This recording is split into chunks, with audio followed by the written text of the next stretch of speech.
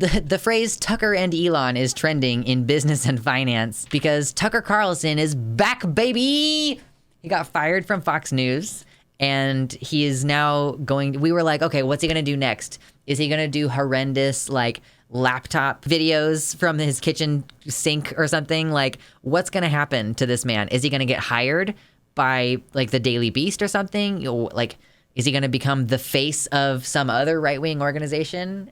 And Fox News is just going to replace him with someone? Like, what's going to happen? Well, the answer is here, my lovelies, my dear sweet horties. Hit like on the video if you're ready to get started, because Tucker Carlson is making his new home on Twitter. Like, his plan is for his primary platform from this stage going forward is Twitter. It just is. He's apparently not like making a website where you can go, like I have a website, luxander.net, where you can join the custom chat where we have custom emojis and you can donate directly to me and all of my links are there to all of my other projects. Like, he is not starting a centralized website where he can create a subscription model or where he can sell stuff. He is literally going to build his platform going forward on Twitter. And if you don't believe me, let's watch this boring ass 3-minute video from him and see what he has to say. Let me make sure my volumes are all good, babes. All right, so let's see what my man has to say here. Hey, it's Tucker Carlson. You often hear people say the news is full of lies, but most of the time that's not exactly right. Much of what you see on television or read the New York Times is in fact true in the literal sense. It could pass one of the media's own fact checks. Lawyers would be willing to sign off on it. In fact, they may have. But that doesn't make it true. It's not true. At the most basic level, the news you consume is a lie. Okay. He's just kind of accusing the entire news concept of being lies. Like, all news is lies. Does that mean he's lies too? Right. I mean, yeah, he has an interesting justification for this. Let's continue, y'all. He's got no lips. I know. Let's take a moment to just appreciate clowning on this man's appearance. He's got the spray tan. You can see the spray tan. He's lit from the left side, which is not, I mean, this is like a really nice camera and a nice shot. And it's also like, is this like an ultra wide shot? But the natural lighting from the left thing is not really working for me. You can see a lot of the like lines in his face this direction, that little furrow in his brow. And the non-existent lips, yeah, for sure. No chin, no lips. He looks like a sentient potato. A lie of the stealthiest and most insidious kind. Oh yeah, do it. Facts have been withheld on purpose, along with proportion and perspective. You are being manipulated. How does that work? Let's see. If I tell you that a man has been... I'm being manipulated. Tell me how, Tucker. ...unjustly arrested for armed robbery, that is not, strictly speaking, a lie. He may have been framed. At this point, there's been no trial, so no one can really say. But if I don't mention the fact that the same man has been arrested for the same crime 6 times before, am I really informing you? What kind of example is that? Is that like, did that actually happen somewhere? That the news didn't say this guy's been doing armed robberies repeatedly? Like, I don't... Does this example come from somewhere, or is he just making shit up as per usual? Because that does happen sometimes. No, I'm not. I'm misleading you. Oh, this is a horrendous... This was a bad choice, my man. Because the thing that people immediately did was screenshot it. Like, this was a poor choice. You can tell he does not have a writer anymore. I'm like, did someone write this? I can't tell. And that's what the news media are doing in every story that matters, every day of the week, every week of the year. What's it like to work in a system like that? I mean, honestly, I'm having a little bit of a moment. It's a little bit of one of these moments, just a little bit of like heartbreaking. The worst person you know has just made a great point, because like, he's not entirely wrong that all of the news is collated this way. It's just that, as per usual, when these right-wingers accurately point out the problems in the media, for example, or the problems with our country or whatever, they are usually accurately describing what the right-wingers are doing, destroying context. Every single story that has the police's like if no skepticism has been applied to the police's statements, information is missing, and the police perspective is granted that legitimacy by the news organizations. Like, yes, the news is biased. I just find it really frustrating that he is accurately describing an issue that it does happen on the news, but he's just making it seem like it's just so funny. I mean, like, when he leaves Fox News, obviously, because he's been fired by CNN and MSNBC in the past, he now has to turn away against the entire news media organization. Like, just the whole complex. The whole system. Going independent. Only independent journalism, Tucker, from now on. Let's keep it rolling. After more than 30 years in the middle of it, we could tell you stories. The best you can hope for in the news business at this point is the freedom to tell the fullest truth that you can. But there are always limits. And you know that if you bump up against those limits often enough, you will be fired for it. It's not a guess, it's guaranteed. Every person who works in English language media understands that. The rule of what you can't say defines everything. It's filthy, really. Like there's a profit motive involved in the news, my man. You know, like there's a profit motive. So of course they only want to cover certain stuff. Of course, like you're not allowed, if you're owned by Pepsi, Viacom, Halliburton, Skynet, Toyota, Trader Joe's, or whatever, then you don't have the freedom to criticize that mega corporation. So like, again, salient criticisms, completely misdirected. Thank you, Desalius. Exactly. If I mention that BLM is rioting, but I neglect to inform you that the police attacked first, I'm misleading you. Right. That's exactly right. Oh, God. And it's utterly corrupting. You can't have a free society if people aren't allowed to say what they think is true. Speech is the fundamental prerequisite for democracy. Prerequisite. That's why it's enshrined in the first of our constitutional amendments. Amazingly, as of tonight, there aren't many platforms left that allow free speech. The last big one... You don't have free speech under the purview of a private company. I don't know how many times we need to say this, but on a private platform, free speech doesn't exist.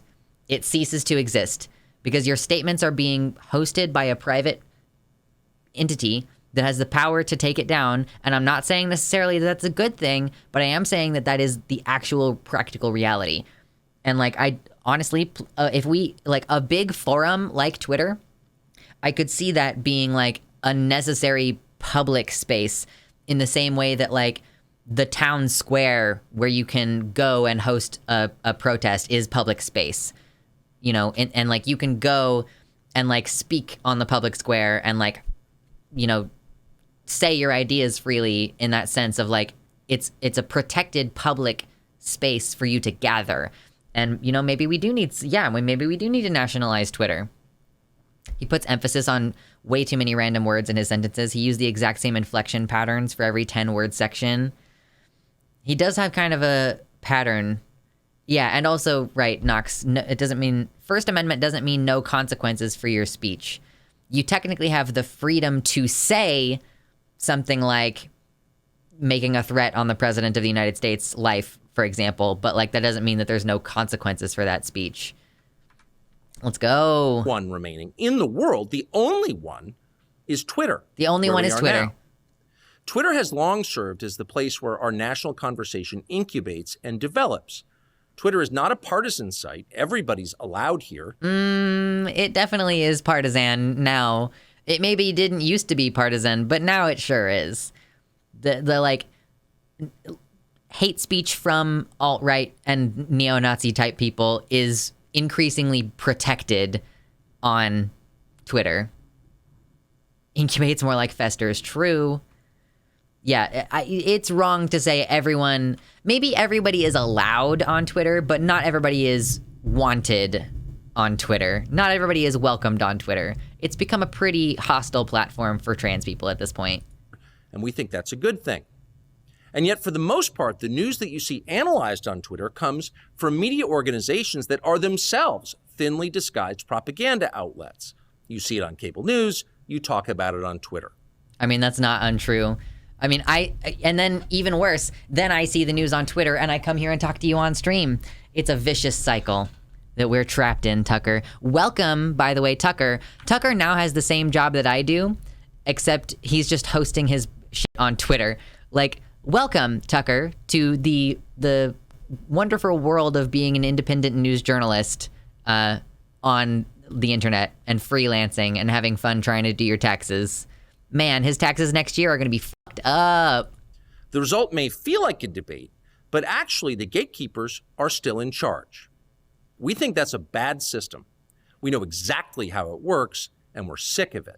Also, your house is so fucking echoey, my dude. Like, you need to have an actual room that has soundproofing in it, because I can hear how big that empty room is. Starting soon, we'll be bringing a new version of the show we've been doing for the last 6.5 years to Twitter. We'll be bringing some other things too, which we'll tell you about. But for now, we're just grateful to be here. Free speech is the main right that you have. Without it, you have no others. See you soon. So yeah, my man is building his entire platform on Twitter. He's going to set up the creator studio bullshit on Twitter. He's going to accept donations. He'll have a little tip jar. I did a little butthole fisting motion here. Sorry about that. He'll have a little tip jar. This is how it's going to go. Maybe, like, he needs to have a website. Tucker, you can post your video content, host it on your website, and then post it to Twitter. This is such a stupid decision. Tucker using we is so weird.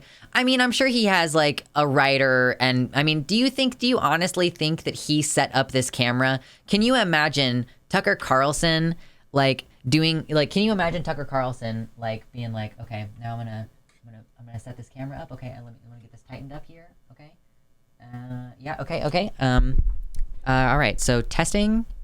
Let's get a 1, 2 testing. Can you imagine Tucker Carlson actually sitting down and doing that? Like, I don't think so.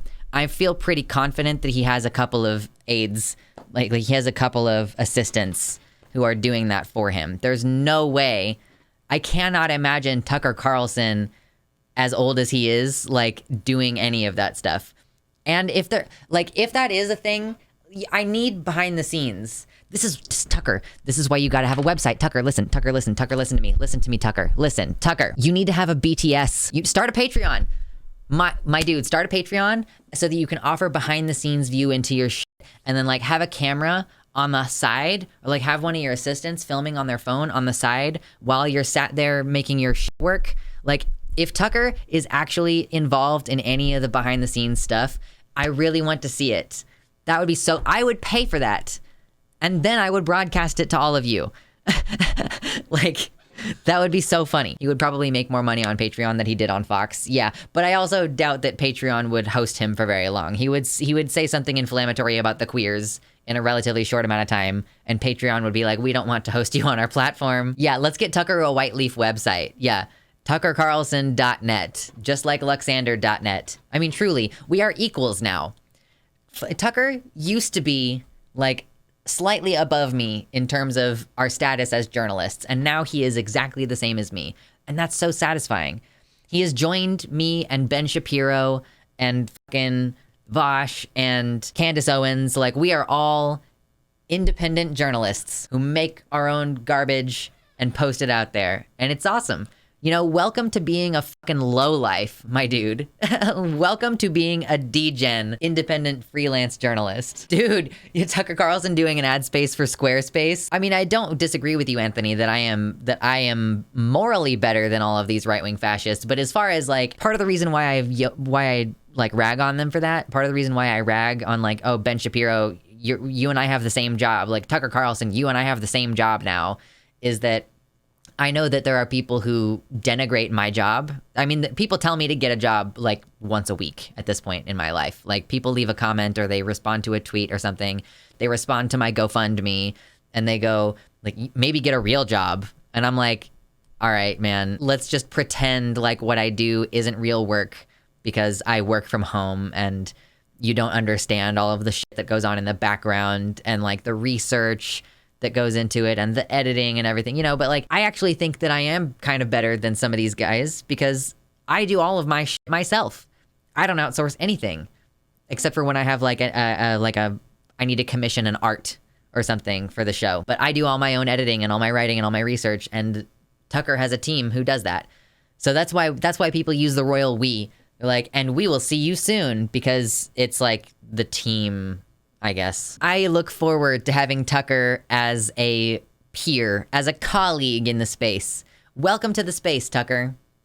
Welcome to the Thunderdome, bitch. Oh my God, Lux ends up debating Tucker. That would be infuriating. I would not want to do that. Maybe if I was paid like a couple $1,000s, I would find it worth it to debate Tucker Carlson. But it's one of those, like, if someone gave you $1 million, would you suck the dick of someone with chlamydia? Like, I don't know. Like, you know, it's one of those, like, I would need a couple $1,000s to be willing to put up with the annoyance of talking to Tucker Carlson. Tucker Carlson conversation or getting chlamydia, which would we pick?